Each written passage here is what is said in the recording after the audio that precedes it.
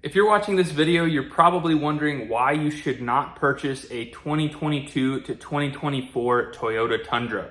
I purchased this 2022 Toyota Tundra about a year ago, and I just want to share with you my experience with this truck, good and bad, and you can make an informed decision on whether or not you should purchase one of these if you're looking into it. Now, I'll start by saying this truck is super duper comfortable. It is one of the nicest trucks I've ever owned. It's definitely the nicest truck I've ever owned. But there's a few reasons why I would not recommend getting this particular body style as of right now. First of all, I want to talk to you about this right here. So as you can see, this is a Toyota repair slip, and this was at 28,000 miles. This was here in Utah. And as you can see, the transmission just quit at 28,000 miles. Did not give me any indication that it was going to quit. It just stopped going into drive, reverse. It wouldn't do anything. So we would start it and it just would be unresponsive. So I brought it in. I had to have it towed 200 miles from Moab, Utah, all the way to Orem, Utah. And as you can see, we had the transmission assembly replaced with a brand new one, 12 quarts of ATF, and one torque converter assembly. So this was all done on Toyota's dime. Obviously, this is within the powertrain warranty, but it had me a little bit on edge since this was so early on, and I purchased this vehicle for the reliability. It's a Toyota, and Toyotas in general are very reliable. But these trucks are so new and have so many new components that they just aren't as reliable as, say, the generation before that had the V8 that was very well trusted, and those trucks are super reliable. Granted, they don't have the luxuries that this truck has, but that's something that you should take into consideration if you're looking into purchasing one of these trucks. Now, the second thing and the most recent for me is the engine recall. So I saw this pop up on Facebook forums that I follow where they said the engine has grenaded at 30,000 miles, and it had me just super stressed about it. And finally, Toyota recognized that this was a widespread problem. They did an official recall and they're replacing 100,000 engines. So I just got a thing in the mail that said they're going to be replacing the engine on this truck. I have not had a single problem with misfiring or loss of power or things of that nature. But it only takes one time for that to be catastrophic and put you in a dangerous position. So they said about September, October of 2024, they should be giving me a call to let me know that they have the new engine, and then they'll take care of that. Now, do I know if they have a actual fix for this? I would hope so, because if they're spending $1 billion on repairs, I would hope they have this issue resolved, because they don't want to go through this down this road twice. So I assume they have that debris that was in the crankcase issue cleared. That's my hope. I would say that once this recall has been resolved, I would think about purchasing one after the fact, after they have these bugs worked out. Because I absolutely love this truck. And even though it's had these problems, since I own the truck already, I'm not having any interest in selling it or trading it in. I think the values are probably a little bit low right now because of the recall.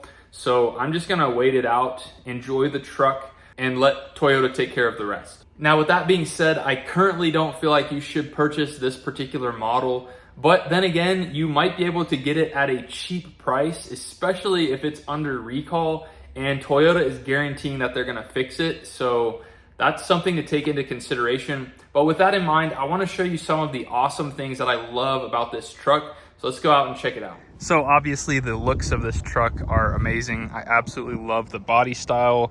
I love how they look. We did the TRD Pro grille, the Raptor lights up there, and this is a Fab Fours bumper with a 12,000 pound Warn winch, wireless controls there. This particular one has a 3-inch Icon suspension lift with fuel wheels and 35-inch tires. I really like this feature about the Toyotas. You can unlock it from right here and lock it with the single press of a button there. So definitely like that feature. We also added these rough country running boards that are auto retractable. Definitely have been enjoying those. And then we added this bed cover here. This is called a backflip, and it's really easy to use. So you can simply grab this cable and flip it all the way up, and this just folds into 3, and you can still have access. Now, we did install this decked system, which I really like this, but you're limited with how much stuff you can put in here. So I'm tempted to take this out, being as I'm not doing as much in-person HVAC work. I mostly do content creation anymore. So I might take that out, but I think it could be very valuable for some. As far as the inside goes, a few features that I really enjoy are the heated seats, air conditioned seats, and the heated steering wheel is something. One other thing we also added was a wireless compressor for the airbags.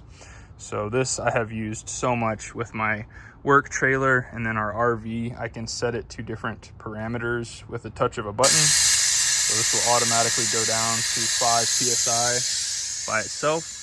I absolutely love the display on this. When I was looking at other trucks, there wasn't a single truck that had such a large display. So that was one of the deciding factors for me as far as getting this truck.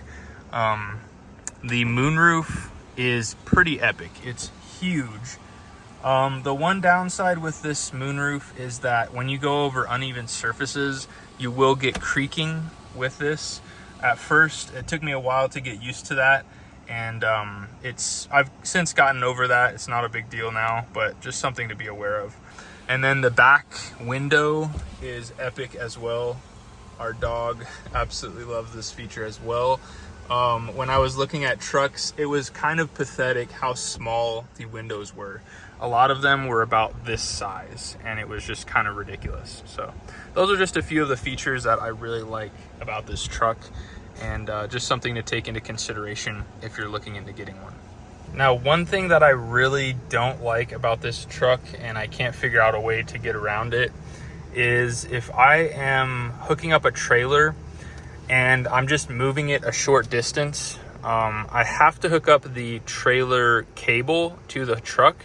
Otherwise, the auto brakes will engage and it'll stop the truck if I'm trying to back it up into a space or something. That's super annoying. The other thing also involves trailers. If I'm trying to get hooked up to a trailer and I just need to move it like a few inches to get the ball right on, and I can't get it exact with the camera. If you notice, when I go to put it in reverse and I open the door, it will not let me move. It will stop with the emergency brake and it'll say shift into park before exiting. So just kind of a dumb safety feature. A lot of times I'll leave the door open and I'll back up just an inch or so, and then I'll hop back out and I don't have to open and close the door. So that's one kind of annoying thing. As you can see, we're currently getting an average of 12.6. Not awful, but not great either. Mostly what I do is city driving here in Salt Lake City, so I'm not on the freeway a ton. Otherwise, that would probably be a little bit higher. Now, in terms of power, this thing has plenty of power with a V6 twin turbo, and we also have a sport mode, a manual, normal mode, and an eco mode. Now, if I punch it here just to kind of give you an idea, it's got plenty of get up and go. I love how fast the transmission shifts also. Now, they do sell a JB4 tuner that will give you an additional, I think it's 50 horsepower, maybe closer to 75. But I didn't want to compromise my reliability for one, as well as jeopardizing the warranty of this vehicle. So unless this goes out of warranty, I'm probably not going to put the JB4 on. I don't think it's a good idea, because some people have said that it leaves no trace. But as far as we are with technology, the Toyota techs can look in the ECU and see all of the maps. They can see if the fuel and air has been adjusted, and they can absolutely tell if you've had a tuner on this, and if the engine issue was not due to those machining debris. If it was caused from something else, they could very well void your warranty. So I would not recommend getting the JB4 if you are concerned about that. So, but as is, this thing has tons of power. Well guys, that's my opinion on the 3rd gen Toyota Tundra. Take it for what it is. Hopefully this helps you make an informed decision if you're looking into purchasing one of these trucks versus a second gen Toyota Tundra or even a first gen. Those are awesome candidates, but you're not gonna see as much of the luxury and power as you will with the third gen for sure, but there's also cons with the third gen as well. Now, if you wanna see the top 3 mods that I love that are aftermarket add-ons to my third gen Tundra, check out this video right here and I'm sure you'll find it informative. Till next time, you guys be safe. Later.